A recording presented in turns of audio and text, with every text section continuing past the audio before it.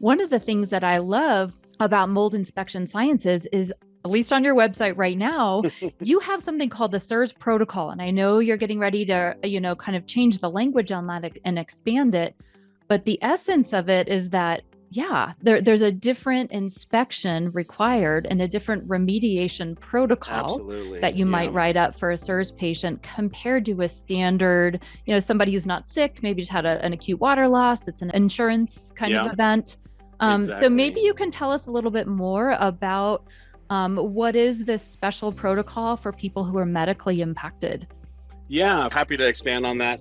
And you're correct. Pretty much we've kind of tagged that as our CIRS protocol. And that enables us to do is really ensure that we're treating our CIRS clients appropriately from top to bottom. And that starts really with the preparation for the inspection on the phone with our sales staff. They already know that they're dealing with somebody who's potentially hypersensitive, who's going to have to be prepared for that more in-depth type inspection and or testing. So they're kind of prepping them on the front end.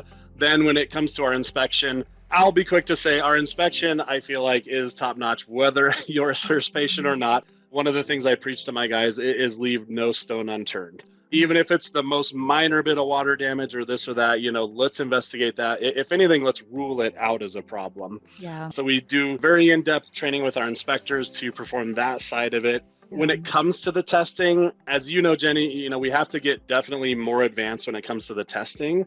We're doing the really sensitive MS qPCR sampling, or what a lot of people know as the ERMI and the HERTSMI testing. A lot of the newer stuff that's coming out with the endotoxins and bacteria like the actinomycetes. So we have to start incorporating these additional kind of layers into the testing.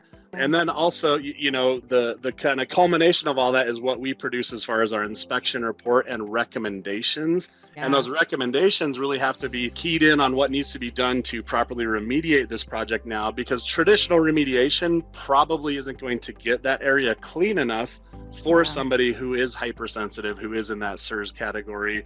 It's really everything we can do to help ensure that this project is going to be handled properly from start to finish. And again, once we know that, we would traditionally tag them with what we call our CIRS program.